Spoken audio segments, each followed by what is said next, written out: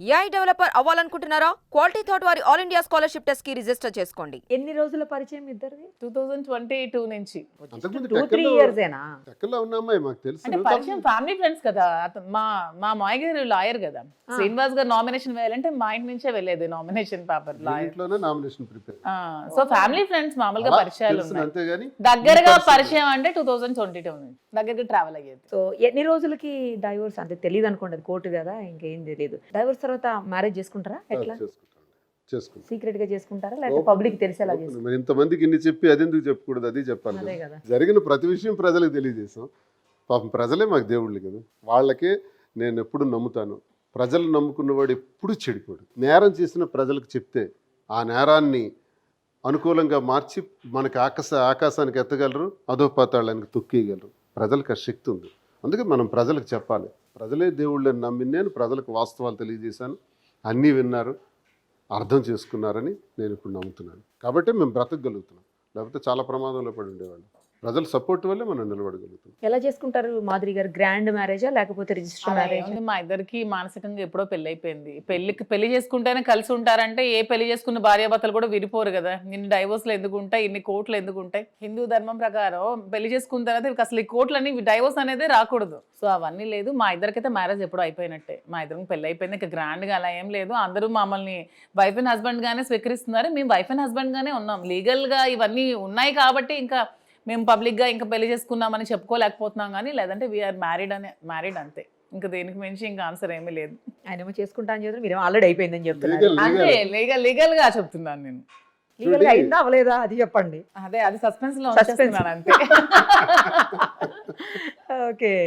మొన్న ఆ మధ్యన ఇప్పుడు చూసాను ఏదో ఇంటర్వ్యూలో, పిల్లల్ని కూడా వారసుని కూడా తెస్తాను అనేసి ఖచ్చితంగా నాకైతే ఆ కోరిక మా ఇద్దరికి ఉంది. నెక్స్ట్ జనరేషన్ కి మా కార్యకర్తలు కూడా ఉంది. వచ్చిన వాళ్ళందరూ అమ్మ మాకు జూనియర్ దువ్వాడు కావాలని అడుగుతున్నారు. సో ఖచ్చితంగా మేము అది కూడా ప్లాన్ చేసి జూనియర్ దువ్వాడిని ప్లాన్ చేసుకుంటాం. జూనియర్ దువ్వాడా? జూనియర్ మాధురి కదా? లేదు, నాకు దువ్వాడ ఇష్టం, మాధురిగా ఇష్టం లేదు. జూనియర్ దువ్వాడగానే ఇష్టం. మీకు? అతను కూడా అంతే, జూనియర్ దువ్వాడే కావాలి. దువ్వాడేనా మీకు కూడా?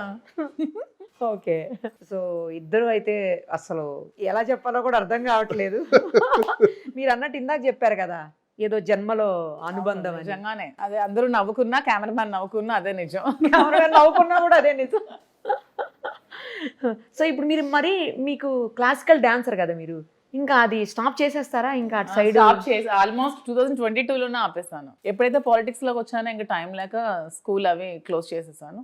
నా స్టూడెంట్స్ కొంతమంది అక్కడ నేర్పిస్తున్నారు, అలా కంటిన్యూ అవుతున్నాయి. అక్కడ మీ మదర్ పేరెంట్స్ అటు సైడ్ అంతా ఓకేనా అండి? వాళ్ళు బాగానే ఉంటున్నారా? దగ్గరే ఉన్నారు. సూపర్. అక్కడే ఉన్నారా మమ్మీ? పిల్లలు ఇప్పుడనే కాదు, అంటే టెక్కల్లో స్కూల్స్ బాగోవని పిల్లలు శ్రీకాకుళంలోనే చదువుకుంటున్నారు. మొదటి నుంచి కూడా ఎల్కేజీ నుంచి అక్కడే చదువుకుంటున్నారు. మదర్ దగ్గరే ఉంటారు. అంటే ముందు నుంచి నేను బిజినెస్ లో ఉండేదాన్ని కాబట్టి మదరే పిల్లల్ని చూసుకునే వాళ్ళు. నేను వీక్లీ ట్వైస్ పిల్లల దగ్గర నేను పెట్రోల్ బంక్ రన్ చేశాను. ఫాదర్ రియల్ ఎస్టేట్, యాక్చువల్ గా అపార్ట్మెంట్స్ అవి కన్స్ట్రక్షన్ చేస్తూ ఉంటారు. సో నాతో పాటు అపార్ట్మెంట్స్ కన్స్ట్రక్షన్ చేసేదాన్ని, పెట్రోల్ బంక్ నడిపేదాన్ని. సో ఆ విధంగా చిన్నపిల్లల్ని కొంచెం నా కష్టం అని అమ్మ చూసుకునేది. పెట్రోల్ బంక్ నడిపే రఫ్ గా తయారైనట్టుంది. అంతే. బంక్ కి ఎవరు పడితే వాళ్ళు వస్తారు, ఎట్లా అరువులు, ఫైనాన్షియల్ గా చాలా పెద్ద పెద్ద గొడవలు. కొన్ని లక్షల రూపాయలు కలెక్షన్స్ రావాలి. డీజిల్ తీసుకెళ్ళిన వాళ్ళు అరువులు లగేజ్ పీల్కి వచ్చారు వాళ్ళంతా. అమ్మ ఇంకా మేము ఇవ్వలేం, లాస్ అయిపోయాం అంటే రొయ్యల చెరువులు అవి చేస్తూ ఉంటారు కదా, వాళ్ళకి డీజిల్ అవసరం పట్టుకెళ్తూ ఉంటారు. అలా అరువులు ఇచ్చేస్తారు, పట్టుకెళ్తారు. క్యాన్స్ లో పట్టుకెళ్తారు వాళ్ళు. ఇంకా అమ్మ మేము ఇవ్వలేమంటే ఇంకా అన్ని వదిలేస్తారు. ఇప్పుడు క్లోజ్ బంక్ క్లోజ్ చేసేసాను. మరి ఇంకా ఇంకా ఇద్దాం అనుకుంటున్నా, రీస్టార్ట్ చేయాలి. మీరే స్టార్ట్ చేసి నడవచ్చుగా మళ్ళీ. ఇంకా అన్ని చేయలేను నేను. ఇంకా చేద్దాం ప్లాన్ చేస్తున్నాం. ఎవరైనా పెట్టండి ఇలాగే మొహమాట ఎక్కువ. అమ్మ వచ్చి ఇవ్వండి ఇచ్చేస్తా, నాదని తెలుసు కదా అందరికి, అమ్మేశానని చెప్పండి. అదే ఇంకా అలా చెప్పి చెయ్యాలి. వేరే వాళ్ళకి ఎంప్లాయ్మెంట్ లోకల్ కార్యకర్తలు కొంతమంది రన్ చేసుకుంటామని అడుగుతున్నారు, వాళ్ళకి ఇద్దాం అనుకుంటున్నాను. వాళ్ళు కూడా కొంచెం సపోర్ట్ చేస్తున్నారు. అదే ఎంప్లాయ్మెంట్ ఇచ్చినట్టు అయితే మీరు ఇందాక అన్నట్లు. సో ఇలా ఇక లైఫ్ ని ఇలా లీడ్ చేస్తారు అయితే ఇద్దరు కలిసి. పిల్లలు చిన్న పిల్లలు కదండి, వాళ్ళకి తెలుసా శ్రీనివాస్ గారు? వస్తూ ఉంటారు. ఏమంటే వాళ్ళ ఫాదర్ అండర్ లోనే ఉన్నారు, ఇతనికి అంకుల్ అని పిలుస్తారు. అర్థం చేసుకున్నారు అంతా, అంతే. ఇప్పుడిప్పుడే అందరూ అర్థం చేసుకున్నారు, వస్తూ ఉంటారు, అతని దగ్గరికి వస్తూ ఉంటారు, ఉంటూ ఉంటారు. బానే ఉంటారండి. సో ఇంకొక జూనియర్ వచ్చిన తర్వాత అప్పుడు వాళ్ళకి అమ్మో ఇంకో తమ్ముడు వచ్చేసాడు మాకని అర్థం అవుతుందేమో. లేదు, వాళ్ళు కూడా తమ్ముడు కావాలంటున్నా. అడిగారా? మీరు అడిగారా వాళ్ళు మిమ్మల్ని అడిగారా? వాళ్ళు కొన్ని న్యూస్ ఛానల్స్ చూసి మమ్మీ తమ్ముడు వస్తారన్నారు, ఎప్పుడు వస్తారని అడుగుతున్నారు. అవునా? అవును, ఎప్పుడు వస్తున్నాడు? ఇప్పుడు కొంచెం బిజినెస్ సెటిల్ అయ్యాక. ఇప్పుడు ఫస్ట్ కాన్సన్ట్రేషన్ అంతా బిజినెస్ మీదే ఉన్నట్టుంది అయితే మొత్తానికి.